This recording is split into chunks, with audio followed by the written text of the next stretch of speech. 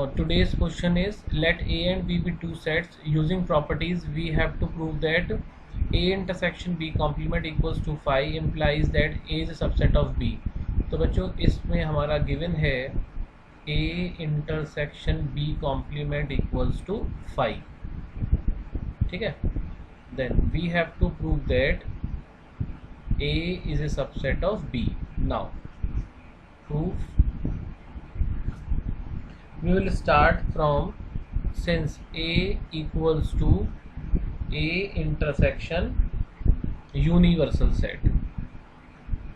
Okay, now हम A intersection universal set को बेटा ऐसे भी लिख सकते हैं, A intersection B union B complement. Why? Since B union B complement equals to universal set है ना, ये होता है. Now this equals to apply the distributive property. तो we will write A intersection B union A intersection B complement. Okay, तो we can write it here using distributive property. This is the property which we have used. Now this is A intersection B union phi है ना, because it is given.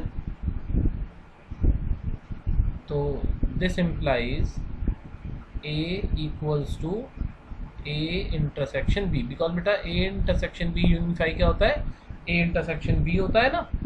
ठीक है, this implies. अब देखिए अगर A intersection B equals to A है तो हम कहेंगे A is a subset of B. So this is the proof of this question.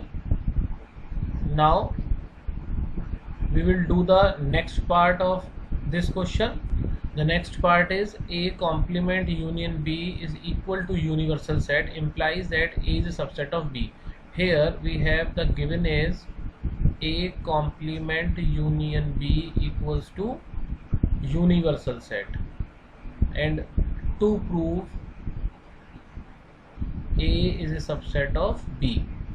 Now proof. Since A complement union B equals to universal set, तो बेटा दोनों तरफ अब हम इसको ऑपरेट करते हैं A इंटरसेक्शन से. तो A intersection universal set. Okay, now A intersection A complement union B में हम लगाते हैं डिस्ट्रीब्यूटिव प्रॉपर्टी बच्चों.